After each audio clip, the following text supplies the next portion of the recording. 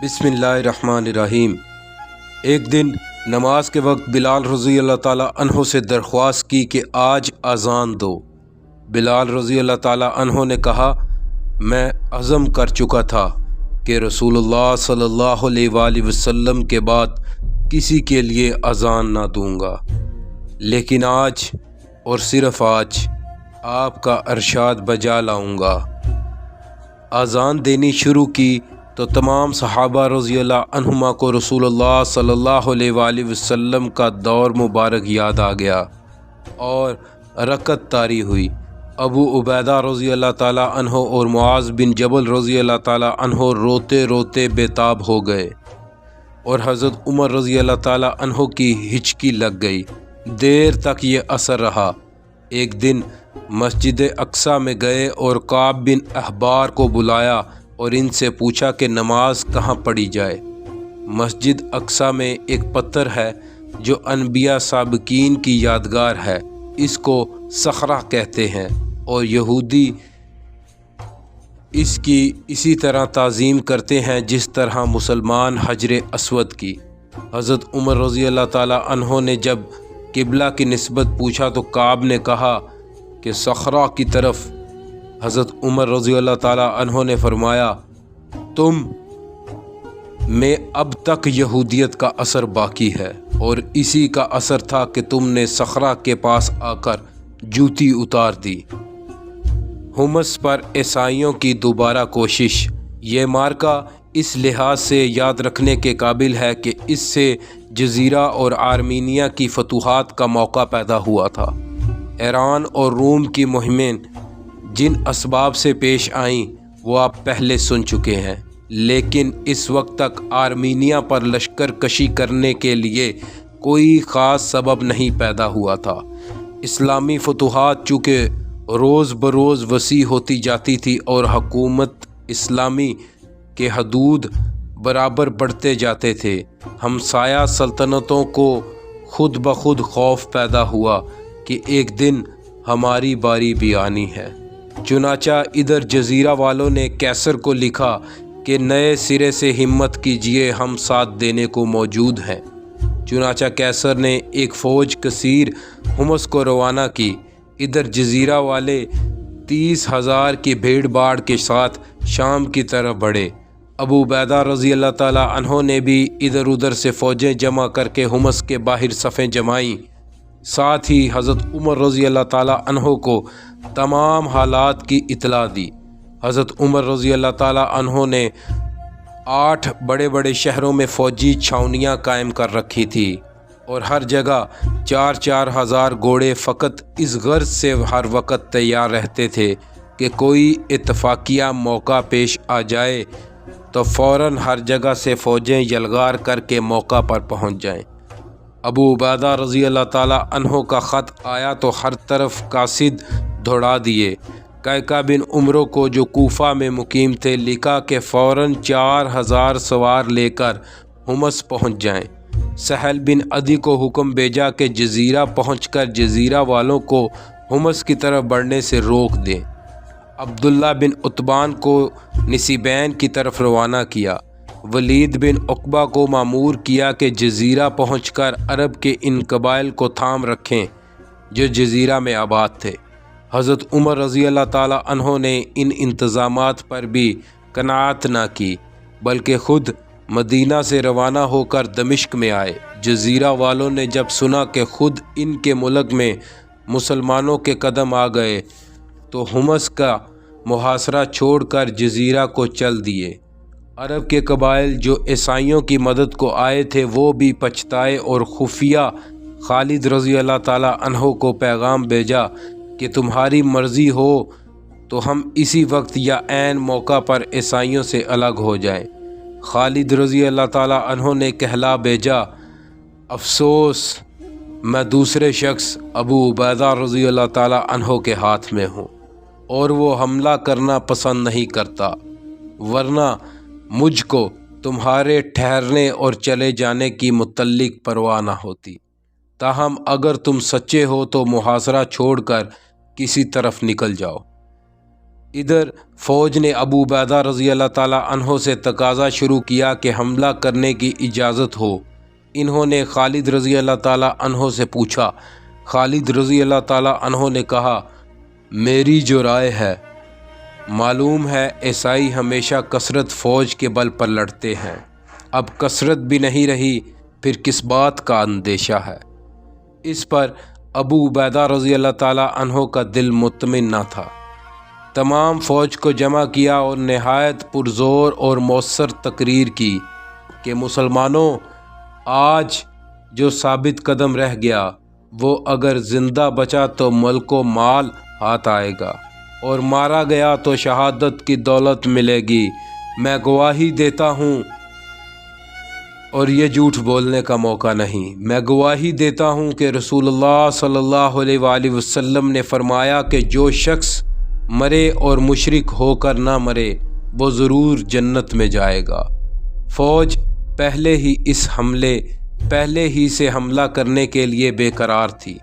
ابو عبیدہ رضی اللہ تعالیٰ عنہ کی تقریر نے اور بھی گرما دیا، اور دفعہ دن سب نے ہتھیار سنبھال لیے۔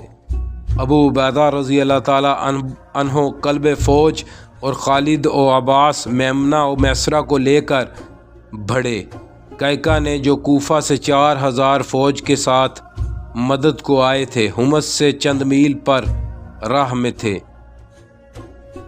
کہ اس واقعے کی خبر سنی۔ فوج چھوڑ کر 100 سواروں کے ساتھ ابو عبیدہ رضی اللہ تعالیٰ عنہ سے آ ملے۔ مسلمانوں کے حملہ کے ساتھ عرب کے قبائل، جیسا کہ خالد رضی اللہ تعالیٰ عنہ سے اقرار ہو چکا تھا، ابتری کے ساتھ پیچھے ہٹے۔ ان کے ہٹنے سے عیسائیوں کا بازو ٹوٹ گیا اور تھوڑی دیر لڑ کر اس بدحواسی سے بھاگے کہ مرج الدباج تک ان کے قدم نہ جمے۔ یہ اخیر مارکا تھا جس کی ابتدا خود عیسائیوں کی طرف سے ہوئی، اور جس کے بعد ان کو پھر کبھی پیش قدمی کا حوصلہ نہیں ہوا۔ شام کی فتوحات اور 17 ہجری کے واقعات میں حضرت خالد رضی اللہ تعالیٰ عنہ کا معزول ہونا ایک اہم واقعہ ہے۔ عام مورخین کا بیان ہے کہ حضرت عمر رضی اللہ تعالیٰ عنہ نے عنان خلافت ہاتھ میں لینے کے ساتھ پہلا جو حکم دیا وہ خالد رضی اللہ تعالیٰ عنہ کی معزولی تھی۔ حقیقت یہ ہے کہ حضرت عمر رضی اللہ تعالیٰ عنہ خالد رضی اللہ تعالیٰ عنہ کی بعض بے اعتدالیوں کی وجہ سے مدت سے ناراض تھے، تاہم آغاز خلافت میں ان سے کچھ طرز کرنا نہیں چاہا، لیکن چونکہ خالد رضی اللہ تعالیٰ عنہ کی عادت تھی کہ وہ کاغذات حساب دربار خلافت کو نہیں بیچتے تھے، اس لیے ان کو تاکید لکھی کہ آئندہ سے اس کا خیال رکھیں۔ خالد رضی اللہ تعالیٰ عنہ نے جواب میں لکھا کہ میں حضرت ابو بکر رضی اللہ تعالیٰ عنہ کے زمانے سے ایسا ہی کرتا آیا ہوں، اور اب اس کے خلاف نہیں کر سکتا۔ حضرت عمر رضی اللہ تعالیٰ عنہ کو ان کی یہ خود مختاری کیوں کر پسند ہو سکتی تھی، اور وہ بیت المال کی رقم کو اس طرح بے دریغ کیوں کر کسی کے ہاتھ میں دے سکتے تھے؟ چنانچہ خالد رضی اللہ تعالیٰ عنہ کو لکھا کہ تم اسی شرط پر سپہ سالار رہ سکتے ہو کہ فوج کے مصارف کا حساب ہمیشہ بھیجتے رہو۔ خالد رضی اللہ تعالیٰ عنہ نے اس شرط کو نامنظور کیا، اور اس بنا پر وہ سپہ سالاری کے عہدے سے معزول کر دیے گئے۔ بائیں ہمہ ان کو بالکل معزول نہیں کیا، بلکہ ابو عبیدہ رضی اللہ تعالیٰ عنہ کے ماتحت کر دیا۔ اس کے بعد 17 ہجری میں یہ واقعہ پیش آیا کہ حضرت خالد رضی اللہ تعالیٰ عنہ نے ایک شاعر کو 10,000 روپے انعام میں دے دیے۔ پرچہ نویسوں نے اسی وقت حضرت عمر رضی اللہ تعالیٰ عنہ کو پرچہ لکھا۔ حضرت عمر رضی اللہ تعالیٰ عنہ نے ابو عبیدہ رضی اللہ تعالیٰ عنہ کو خط لکھا کہ خالد رضی اللہ تعالیٰ عنہ نے یہ انعام اپنی گرہ سے دیا تو اسراف کیا، اور بیت المال سے دیا تو خیانت۔ دونوں صورتوں میں وہ معزولی کے قابل ہیں۔ خالد رضی اللہ تعالیٰ عنہ جس کیفیت سے معزول کیے گئے وہ سننے کے قابل ہے۔ قاصد نے جو معزولی کا خط لے کر آیا تھا، مجمع عام میں خالد رضی اللہ تعالیٰ عنہ سے پوچھا، یہ انعام تم نے کہاں سے دیا؟ خالد رضی اللہ تعالیٰ عنہ اگر اپنی خطا کا اقرار کر لیتے تو حضرت عمر رضی اللہ تعالیٰ عنہ کا حکم تھا کہ ان سے درگزر کی جائے، لیکن وہ خطا کے اقرار کرنے پر راضی نہ تھے۔ مجبوراً قاصد نے معزولی کی علامت کے طور پر ان کے سر سے ٹوپی اتار لی اور ان کی سرتابی کی سزا کے لیے انہی کے عمامے سے ان کی گردن باندھی۔ یہ واقعہ کچھ کم حیرت انگیز نہیں کہ ایک ایسا بڑا سپہ سالار جس کا نظیر تمام اسلام میں کوئی شخص موجود نہ تھا اور جس کی تلوار نے عراق و شام کا فیصلہ کر دیا تھا۔ اس واقعے سے ایک طرف تو خالد رضی اللہ تعالیٰ عنہ کی نیک نفسی اور حق پرستی کی شہادت ملتی ہے، اور دوسری طرف حضرت عمر رضی اللہ تعالیٰ عنہ کے سطوت جلال کا اندازہ ہوتا ہے۔ خالد رضی اللہ تعالیٰ عنہ نے حمص پہنچ کر اپنی معزولی کے متعلق ایک تقریر کی۔ تقریر میں یہ بھی کہا کہ امیر المومنین عمر رضی اللہ تعالیٰ عنہ نے مجھ کو شام کا افسر مقرر کیا، اور جب میں نے تمام شام کو زیر کر لیا تو مجھ کو معزول کر دیا۔ اس فکرے پر ایک سپاہی اٹھ کھڑا ہوا اور کہا کہ اے سردار چپ رہ، ان باتوں سے فتنہ پیدا ہو سکتا ہے۔ خالد رضی اللہ تعالیٰ عنہ نے کہا ہاں، لیکن عمر رضی اللہ تعالیٰ عنہ کے ہوتے فتنہ کا کیا احتمال ہے؟ خالد رضی اللہ تعالیٰ عنہ مدینہ آئے اور حضرت عمر رضی اللہ تعالیٰ عنہ کی خدمت میں حاضر ہو کر کہا کہ عمر رضی اللہ تعالیٰ عنہ، خدا کی قسم تم میرے معاملے میں ناانصافی کرتے ہو۔ حضرت عمر رضی اللہ تعالیٰ عنہ نے کہا کہ تمہارے پاس اتنی دولت کہاں سے آئی؟ خالد رضی اللہ تعالیٰ عنہ نے کہا کہ مال غنیمت سے، اور یہ کہہ کر کہا کہ 60,000 سے جس قدر زیادہ رقم نکلے وہ آپ صلی اللہ علیہ وآلہ وسلم کے حوالے کرتا ہوں۔